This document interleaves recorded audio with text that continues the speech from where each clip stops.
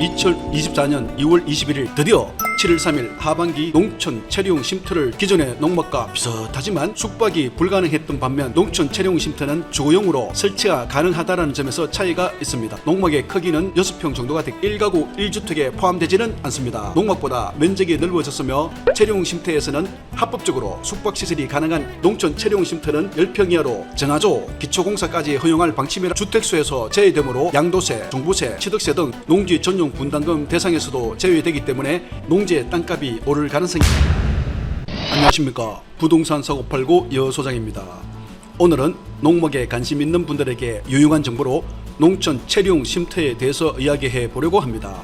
농촌 체류용 쉼터 도입은 2024년 2월 21일 국민과 함께하는 민생토론회에서 발표하였으나 구체적인 내용이 나오지 않아서 계속 기다리고 있었는데 드디어 7월 3일 하반기 경제정책 방향에서 올해 12월부터 농지 전용 허가 절차 없이 농지의 임시 숙소인 농촌 체류용 쉼터를 지을 수 있도록 한다고 발표하였습니다.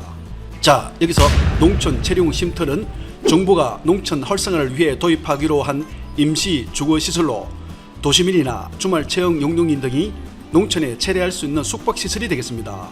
기존의 농막과 비슷하지만 기존 농막에서는 숙박이 불가능했던 반면 농촌 체류용 쉼터는 주거용으로 설치가 가능하다는 점에서 차이가 있습니다. 자, 여기서 기존 농막을 모르시는 분들을 위해서 농막에 대해서 간단하게 설명해 드리겠습니다. 농막이란 농사에 필요한 농자재 및 농기계 보관, 수확, 농산물 간이 처리 또는 농업 중 일시적인 휴식 공간으로 농막의 크기는 연면적 20제곱미터, 평수로는 6평 정도가 되겠습니다. 참고로 농막은 주거 목적인 아닌 농민들을 위한 창고나 휴식 공간으로 사용해야 합니다. 그렇다 보니 인근 주민들이 고의적으로 불법 농막 신고하는 사례가 종종 발생하고 있습니다. 주요 불법 위법 행위 사례를 보면 바닥 콘크리트 타설, 농지 잡석 포설, 진출입로 설치 포장, 잔디 식재, 조경 설치, 주차장, 농막 내 숙박시설, 다락방 등으로 인한 신고입니다. 여기서 농막은 반드시 땅에 떨어져 있어야 하는데 이 부분을 잘 모르고 콘크리트 타설하는 경우가 종종 있는데요. 콘크리트가 타설될 경우에는 건축물로 보기 때문에 불법입니다. 또한 테라스, 정화조, 다락방 등이 농막 연면적에 포함되는지 모르시는 분들이 의외로 많습니다. 그렇다 보니 6평 이하의 범위에서 테라스, 정화조, 다락방 등 포함하여 설치하면 농막 내부 면적이 좁아 농막 신고 후 그 이후로 불법으로 설치하는 경우가 많습니다. 여기서 농막의 높이는 4m 정도 제한되어 있으니 만약 다락방을 설치한다면 4m가 넘지 않은 한도 내에서 평지붕인 경우에는 1.5m 이하, 경사지붕의 경우에는 가중 평균 높이 1.8m 이하, 처마 길이는 1m 이내여야 합니다. 만약 조금이라도 초과한다면 초과 부분에 대해서는 연면적에 포함이 됩니다. 그래서 농막 면적을 좀 더 넓혀 달라는 것과 주거를 할 수 있도록 합법화를 만들어 달라는 국민 청원이 엄청나게 많이 올라왔는데요. 그래서 정부는 농촌 체류용 쉼터 도입을 발표하게 되었습니다. 이를 도입하는 가장 큰 이유는 최근 도시민들의 5도 2촌 등 도농 복합 생활 수요가 증가하는 상황에 맞춰 도시민들이 굳이 집을 사거나 큰 비용을 들이지 않고 농촌 생활을 경험할 수 있게 함으로써 농촌 생활 인구를 늘리고 궁극적으로는 농촌의 새로운 활력을 불러일으켜 농촌 소멸 위기에서 벗어나기 위함이라고 합니다. 혹시 우리나라 출산율 얼마인지 아시나요? 2024년 올해 2분기 합산 출산율이 0.7명으로 우리나라는 저출산과 고령화로 인한 인구 절벽의 늪에 빠진 상태입니다. 특히 서울 등 수도권 인구 집중이 더욱 가속화되면서 농촌은 지금 아이들은 물론이며 일할 사람도 부족해 외국인 노동자의 손을 빌려야만 하는 상황까지 왔습니다. 그렇다 보니 농촌 인구 소멸이 심각한 수준으로 요즘 시골 마을에 가도 사람 구경하기 상당히 어렵습니다. 자, 지금부터는 농촌 체류용 쉼터가 뭔지 좀 더 자세하게 알아보겠습니다. 농막은 주거시설이 아니기 때문에 주거를 하게 되면 불법입니다. 하지만 농촌 체류용 쉼터는 주거가 가능한 임시 주거시설로 임시로 주거가 가능합니다. 여기서 임시 주거시설이란 상시 주거가 안 된다는 뜻으로 주택처럼 주소 이전 등이 어렵습니다. 그렇기 때문에 주택이 아니므로 1가구 1주택에 포함되지는 않습니다. 여기서 제일 중요한 것은 농막보다 면적이 넓어졌으며 농막에서는 숙박이 불가능했지만 체류용 쉼터에서는 합법적으로 숙박시설이 가능한 임시주거시설이라는 것입니다.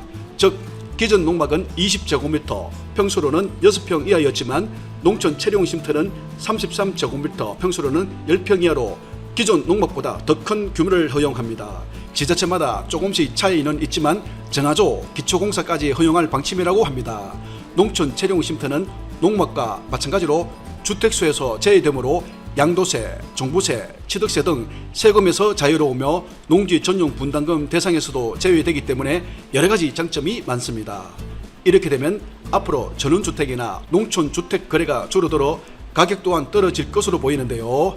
예전보다 건축 자재비와 인건비가 많이 올라서 전원주택보다는 앞으로 체류용 쉼터를 많이 찾을 것으로 예상이 됩니다. 다만 농막처럼 각종 재해 안전사고, 화재 등에 취약할 수 있으므로 소방법, 주택법 등에서 정한 기준을 준수할 방침이라고 합니다.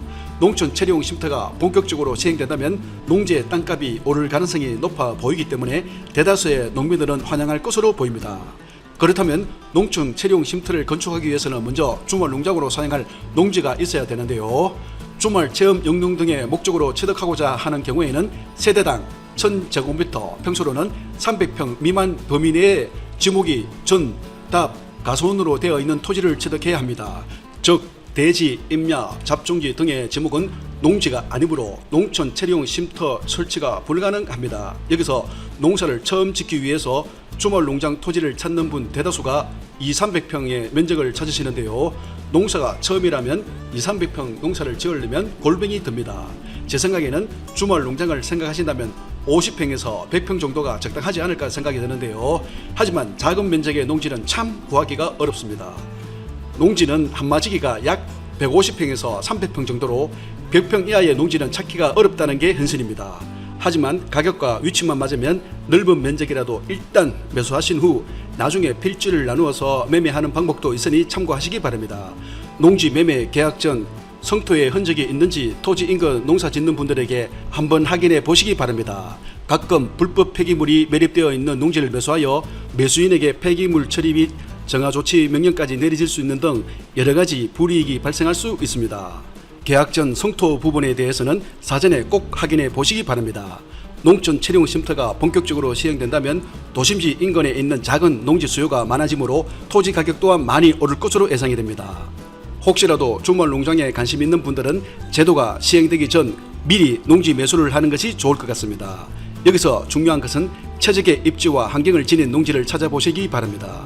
앞으로 주말 농장에서 소소하게 농사를 짓고 하룻밤 묵으면서 저녁에 내가 키운 채소와 함께 삼겹살에 소주 한 잔을 마음 편하게 합법적으로 5도 2촌의 생활을 즐길 수 있을 것 같습니다. 이에 따라 기존 농막시장과 이동식 주택시장의 성장이 예상되며 농지 및 농가주택 거래도 변화가 있을 것으로 보입니다.